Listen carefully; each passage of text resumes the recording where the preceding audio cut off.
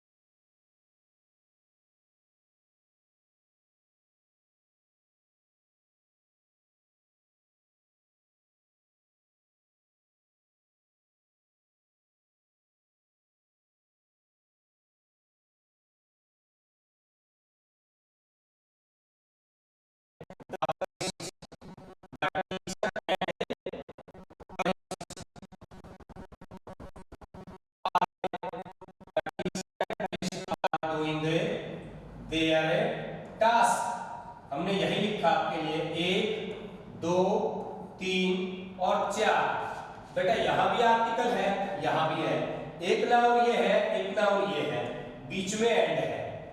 तो बेटा इसका मतलब टीचर कोई और है, पृष्ठ कोई और है, वर्ब जो है प्लूरल लगाएंगे और प्लूरल ही क्या लगेगा बेटा, पॉजेसिव केस। वाक्य में अगर हमें मार्कशीट मिलती है तो कोई भी गलती नहीं है, एग्जामिनर देयर की बजाय हिच कर देता है, गलती हो जाएगी भाई सी में। अब नहीं है कोई गलती, आर के स्थान पर हिच कर देता है, किसमें गलती हो जाएगी भाई, बी में। आपको गलती बतानी है, सब्जेक्ट वर्ब एग्रीमेंट का विषय हम पढ़ रहे हैं, तो इस रूल को ध्यान में रखना है कि आर्टिकल लगाने से वो चीज कितनी हो जाती है, 2 हो जाती है।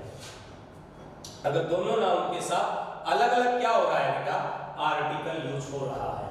अगला जो रूल है आपके पास बेटा वो है, जब भी आपके पास सब्जेक्ट आया हो बेटा, देयर लिख लेंगे, देयर सब्जेक्ट आया हो, देयर के बाद नाउन पर निर्भर करेगा वर्ब का लगना। देयर के बाद जो वर्ब लगेगी नाउन पर क्या करेगी, निर्भर करेगी भाई। देयर कैसा सब्जेक्ट होता है इंग्लिश में, इंट्रोडक्टरी सब्जेक्ट माना गया है ये इंग्लिश में। ये जो सब्जेक्ट होता है बेटा ये इंट्रोडक्टरी सब्जेक्ट माना गया है इंग्लिश लैंग्वेज में। जब हम किसी चीज का संबोधन करते हैं वो इंट्रोडक्टरी सब्जेक्ट कहलाता है इंग्लिश में, तो ये वही चीज है। जैसे there filling the blanks are 10 boys, जो नाउन है बेटा वो प्लूरल है, तो वर्ब कैसी लगेगी, आर। लेकिन मैं कहता देयर इज ए बॉय, तो बेटा नाउन जो है सिंगुलर है, तो वर्ब भी कैसी लगेगी, सिंगुलर। यहाँ प्लूरल वर्ब के साथ प्लूरल नाउन, सिंगुलर के साथ यहाँ सिंगुलर क्या लगेगी, नाउन। तो जब देयर शब्द आ जाता है तो आपके पास जो देयर को इंग्लिश में it is known as introductory subject जाना जाता है। नाउन पर जो है वो वर्ब निर्भर करेगी। अगर नाउन सिंगुलर है तो सिंगुलर वर्ब, अगर नाउन प्लूरल है तो वहां आप प्लूरल वर्ब का यूज करते हुए चले, आपके पास आसान रहेगा बेटा। इसी में आपके पास कई बार देखा होगा आपने, 3 रूल एक साथ बता रहा हूं। मोर देन वन आ जाता है, प्लस सिंगुलर नाउन लगती है, सिंगुलर वर्ब लगती है। इसी का दूसरा रूल है आपके पास, ये फर्स्ट था, जब भी आपके पास मोर देन 2 आ जाए प्लस पीएन आ जाए, प्लस बेटा पीवी लगेगी। लेकिन कई बार परीक्षा में इस प्रकार से आ जाता है, मोर प्लस पीएन आ जाता है, प्लस देन आ जाता है, प्लस 1 आ जाता है, तो वर्ब जो है वो कैसी रहेगी भाई, प्लूरल। जो रूल नंबर 3 है वो नोट करेंगे कि मोर के बाद अगर पहले से ही पीएन आ जाए तो वर्ब भी जो है हमने कैसी लगानी है भाई, प्लूरल लगानी है। जैसे मैं ऊपर के विषय में एग्जांपल दूं, more than 2 students were playing football. हमने ये लिखा बेटा आपके पास, more than 2 students were playing football. 1 2 3 और 4 में हमने क्या लिया भाई, नो एरर। बेटा 2 के बाद में नाउन कैसी आपके पास, प्लूरल, तो हम वर्ब भी कैसी यूज करेंगे भाई, प्लूरल। प्लूरल नाउन का जवाब जो है हम प्लूरल के साथ देंगे। तो 3 स्ट्रक्चर बता दिए, अगर मोर देन बनाए तो सिंगुलर नाउन, और सिंगुलर ही क्या लगा दी, वर्ब। लेकिन अगर आपके पास मोर देन 2 आ जाए प्लूरल नाउन, प्लूरल ही क्या लगा दी, वर्ब। मोर के बाद में पहले से ही पीएल आ जाए, प्लूरल नाउन आ जाए, और बाद में 1 हो तो भी वर्ब कैसी लगा दी हमने, प्लूरल। इसी रूल के हिसाब से हमें आगे बढ़ते रहना है। वाक्य क्या रहेगा भाई आपके पास, सही। बेटा कई बार आपने देखा होगा, आपसे एग्जाम्पल ये फ्रेज देता है कई बार,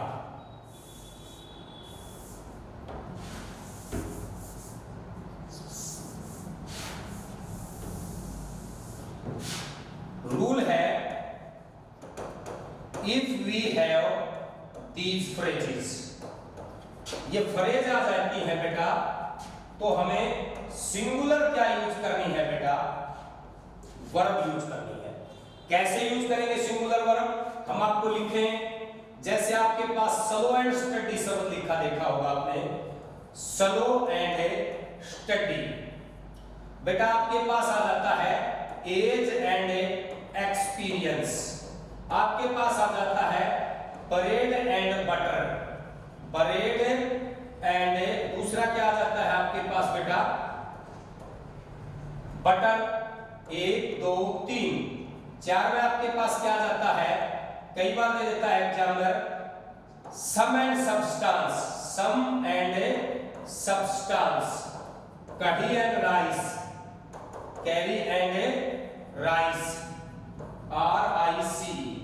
ये 1 2 3 4 और 5 आपको ये शब्द कई बार आपने देखा होगा मिल जाते हैं, तो उन्हें हमें कैसे सोल्व करना है, ध्यान से दें बेटा। ब्रेड एंड बटर को जानते हो, age and experience, slow and steady, आपने वाक्य लिखा दिखा होगा, विंस द रेस। वर्ब जो है ये कैसी है भाई आपके पास बेटा, सिंगुलर है, आता है कई बार एयरफोर्स XY ग्रुप में। सम एंड सब्सटेंस का मतलब होता है बेटा थीम, या मैं कहूं एक शब्द गिस्ट, गिस्ट का मतलब होता है बेटा सार। जैसे मैं कहूं sum and substance, sum and substance are difficult to understand, are difficult to understand, कि भाई सम और सब्सटेंस को पढ़ना जो है वो मुश्किल है, तो इसको एग्जामिनर अंडरलाइन कर देता है भाई। क्या दे देगा आपको, 4 ऑप्शन दे देगा, 1 2 3 4, लिख देगा नो इंप्रूवमेंट ले लेगा, एक ले लेगा बेटा आपके पास इज, एक ले लेगा वर और एक ले लेगा हैव। तो बेटा हम क्या यूज करके चलेंगे, क्योंकि ये भी प्लूरल वर्ब है, ये भी प्लूरल है, ये भी हमें एसटी लगानी है, क्योंकि दोनों का जो मतलब है वो एक मात्र है, और उसका मतलब क्या है भाई, थीम है, गिस्ट है। ये इडियोमेटिक फ्रेज है इंग्लिश में, इसको पढ़ पाना क्या है, मुश्किल है, तो हम उसी अनुसार क्या लगाएंगे, वर्ब का क्या करके चलेंगे बेटा, यूज करके चलेंगे, कि ये फ्रेज आने के बाद वर्ब जो है बेटा सिंगुलर रहेगी। दूसरा मैं आपको बताना चाहूंगा, इफ वी हैव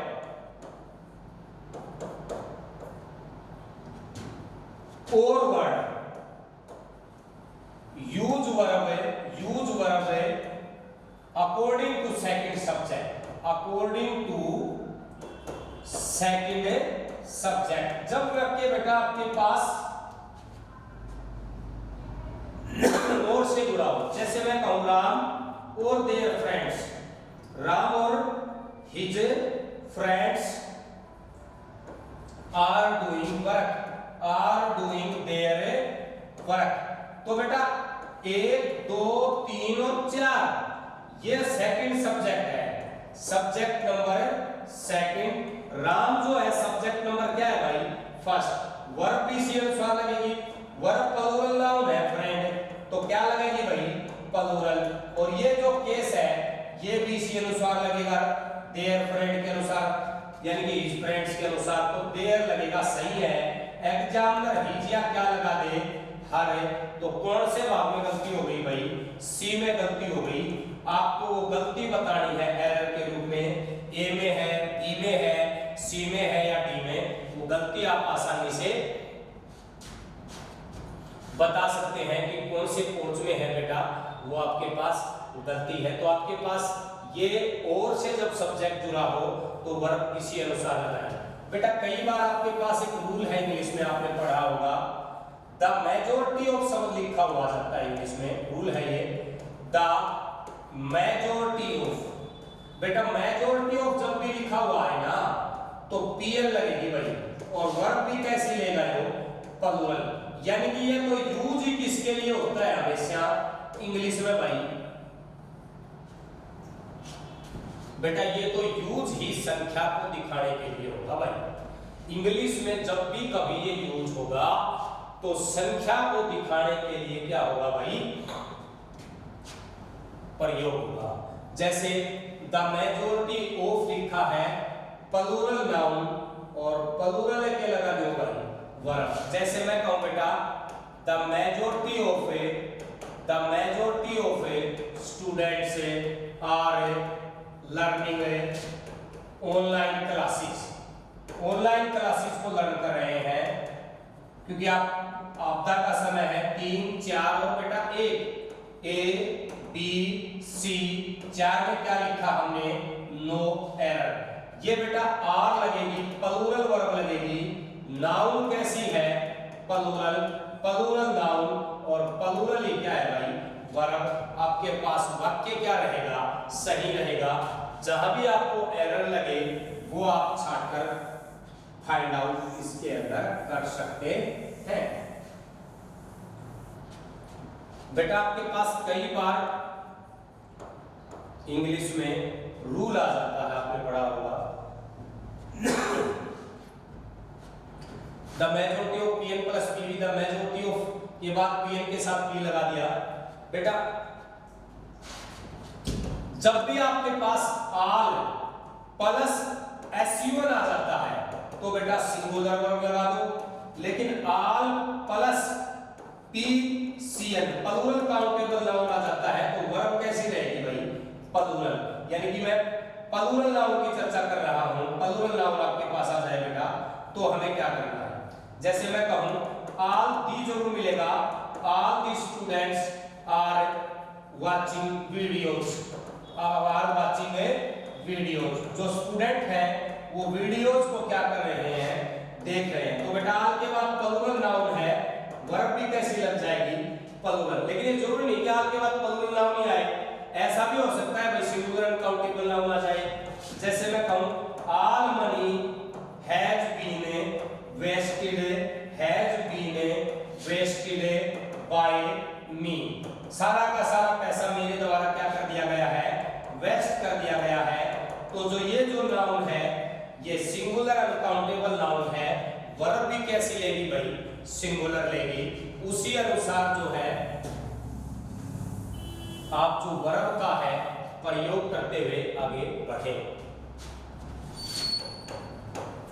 आपके पास कई बार आपने देखा होगा सब्जेक्ट वर्ब एग्रीमेंट के अंदर ही आपके पास एक विषय आता है कि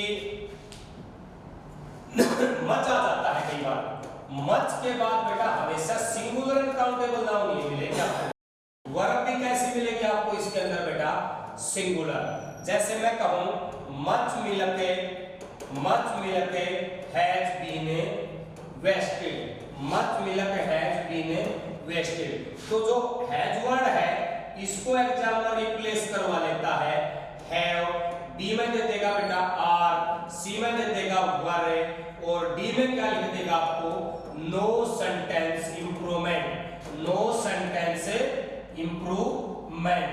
तो बेटा हम इसके अंदर फोर्थ ऑप्शन लेंगे क्योंकि ये भी प्लूरल वर्ब है, ये भी प्लूरल है, जबकि आड़ी कैसी थी भाई, सिंगुलर वर्ब आड़ी थी।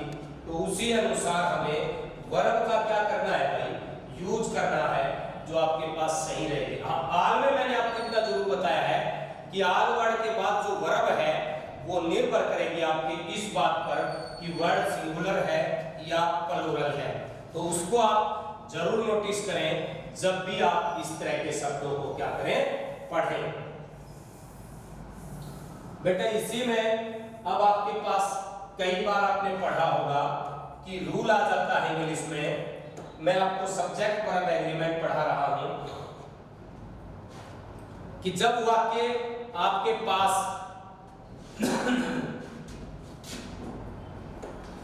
1/3 ऑफ आ जाता है, 1/3 ऑफ प्लस एसयूएन आ जाए तो बेटा वर्ब कैसी लगाएंगे, सिंगुलर।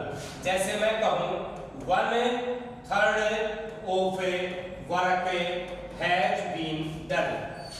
बेटा जो वर्क होता है ना ये सिंगुलर अनकाउंटेबल नाउन है, तो वर्ब भी कैसी लेंगे, हमें सिंगुलर लेंगे। इस प्रकार के सेंटेंस में हमें देखने की जरूरत है कि जब भी आपके पास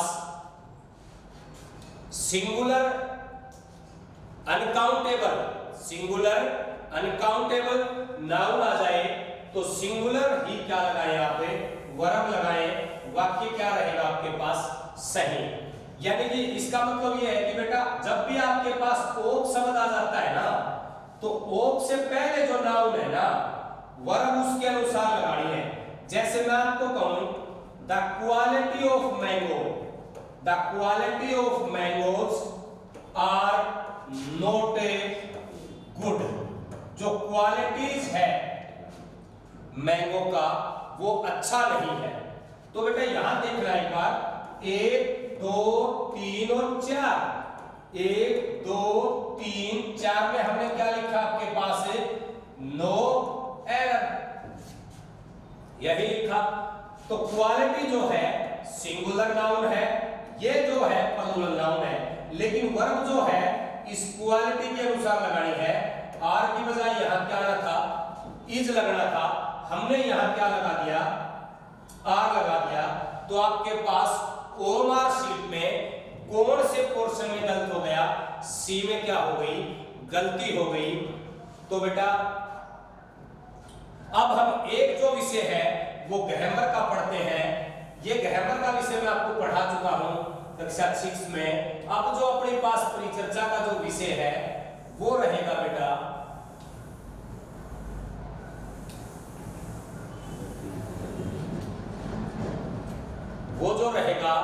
वो रहेगा मेरे पास आपको फोबिया पर वन वर्ड सब्स्टिट्यूट बता रहा हूं। फोबिया के क्या बता रहा हूं, वन वर्ड सब्स्टिट्यूट में आपको राइट करा रहा हूं।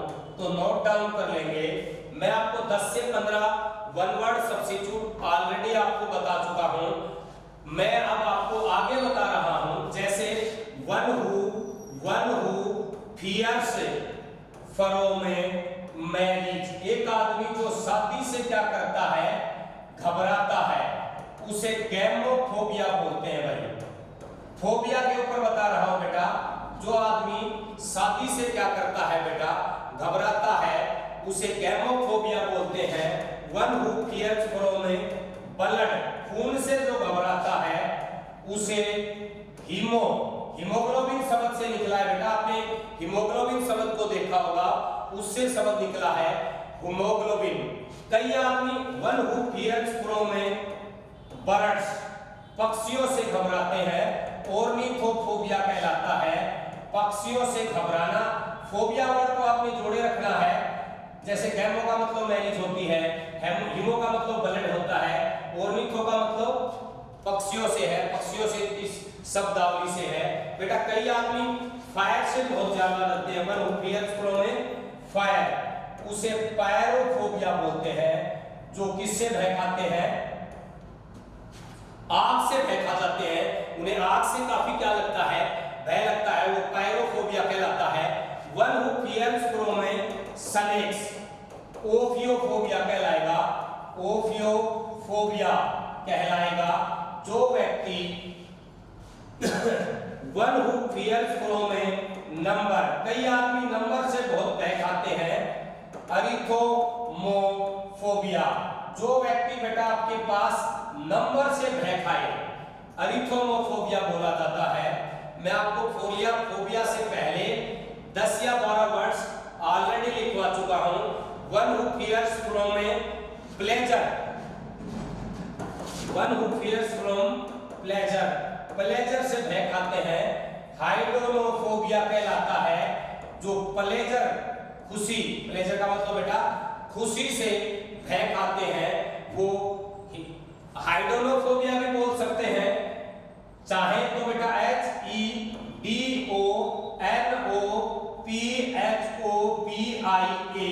दोनों वर्ड क्या है, राइट है। ये वर्ड जो है हम उसको प्रोनाउंस कर सकते हैं, दोनों ही क्या बोला जाएगा बेटा, one who fears from poverty. कई आदमी चाहते हैं कि भाई मैं गरीब नहीं होना चाहिए। गरीबी जो है बेटा एक बहुत बड़ी बुरी दास्ता है। मैं कहूं गरीब होना गुनाह है, पेनियाफोबिया कहलाएगा। जो गरीबी से भय खाते हैं पेनियाफोबिया कहलाएगा। जो व्यक्ति आप ये वन वर्ड सब्स्टिट्यूट का हम अध्ययन कर रहे हैं, ध्यान रहे, सॉरी मैं दोबारा राइट करूंगा बेटा, one who fears from a poverty, जो आदमी गरीबी से भय खाए, पैनिया होता है जो जिसके पास पैसे न हो। कई आदमी देखा होगा वन हु फियर्स फॉरेनर्स, कई बेटा विदेशियों से बहुत ज्यादा भय खाते हैं, जाइनोफोबिया कहलाता है। एक बार प्रोनाउंसिएशन हम इसका चेक करेंगे, जाइनोफोबिया कहलाता है बेटा, EXENOPHOBIA, जाइनोफोबिया। कई बार स्पीड से भय खाते हैं, one who fears from a speed. Lalophobia कहलाएगा भाई, लैलोफोबिया, भाई आप किसी के पास पीछे बाइक पर बैठे हो, वो काफी तेज गति से दौड़ा रहे हैं बाइक को, आप कहते हो धीरे चलो, इस प्रकार का जो भय है वो बेटा आपके पास लैलोफोबिया कहलाएगा। कई बार आपने देखा होगा फियर्स फ्रॉम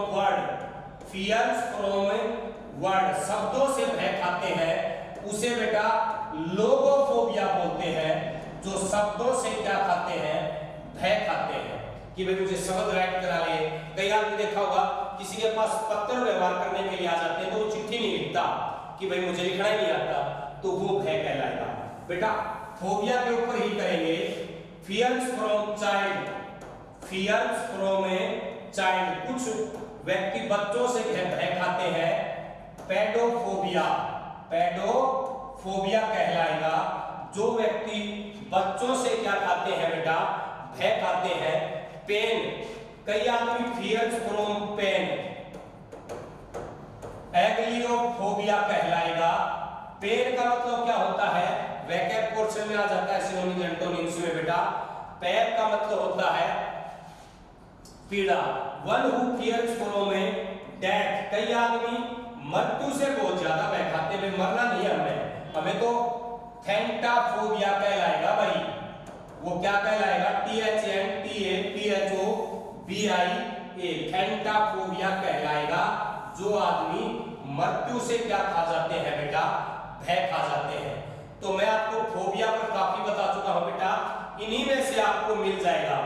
कई बार फियर्स फ्रॉम गेटिंग फैट का मतलब क्या होता है भाई, कई आदमी को 3, 4, 5 या 6 जब भी खाना दिया जाए तो खाने के लिए तैयार रहते हैं, वो भय है, खा लेगा, लेकिन उसको भय क्या है कि कहीं पे मोटा नहीं हो जाऊं, उसे बोलते हैं बेटा लिपोफोबिया। वो क्या कहलाता है, लिपोफोबिया, जिसको मोटे होने से क्या है, भय है, वो लिपोफोबिया कहलाएगा। कि फियर ऑफ गेटिंग फैट, कि कहीं मैं मोटा न हो जाऊं। फियर फ्रॉम बुक्स, वो बेटा बिब्लियोफोबिया होता है, बिब्लियोफोबिया, जो भय किससे खाते हैं, किताबों से भय खाते हैं, बिब्लियोफोबिया है बेटा। लास्ट है आपके पास फियर फ्रॉम वाटर, पानी से भय खाते हैं, हाइड्रोफोबिया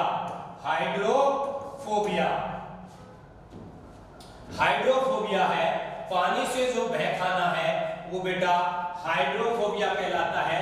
कई बार आपने देखा होगा फियर्स फ्रॉम, और लिखवा देता हूं बेटा आपको एक दो फियर, फिर हम कंप्लीट कर लेंगे। फियर्स फ्रॉम THIRST, थ्रस्ट, डिप्सोफोबिया कहलाता है भाई, क्या कहलाता है, डिप्सोफोबिया। प्यास उनसे सहन नहीं होती बेटा, गर्मी के मौसम में अगर मैं कहूं आपको पानी नहीं पीना, आपको ऐसे ही रहना है, तो वो जो भय है वो क्या कहलाएगा आपको, डिप्सोफोबिया। फियर्स फ्रॉम जूफोबिया कहलाता है, जू क्या कहलाता है, फोबिया कहलाता है। तो बेटा मैंने आपको तकरीबन 30 से लेकर 40 तक फोबिया से संबंधित वन वर्ड सब्स्टिट्यूट बनाए, फोबिया से संबंधित।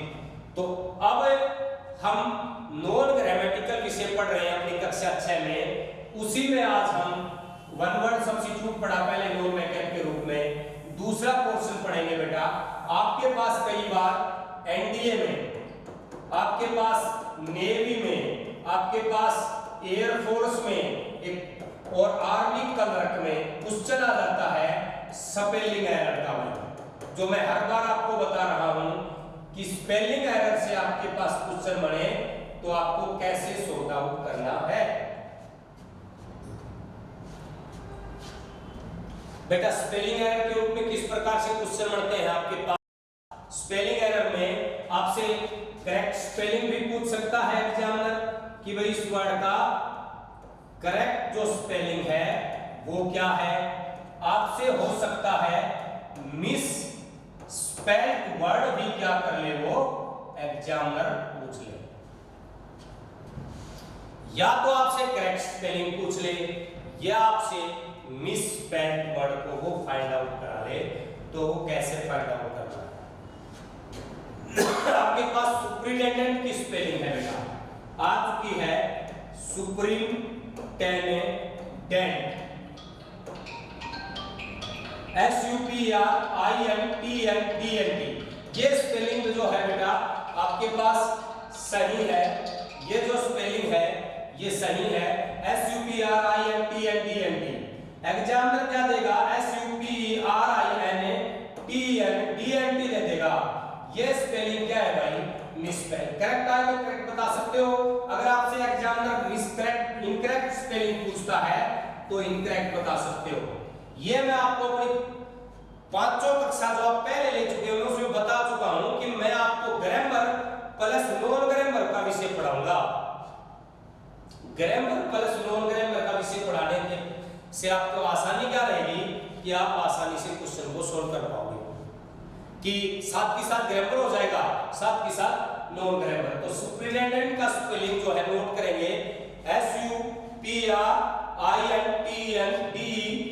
सुपरिटेंडेंट। बेटा डायरिया हो जाता है कई आदमियों को, आपने देखा होगा डायरिया होगा भाई मेरे, DIARRODIARR।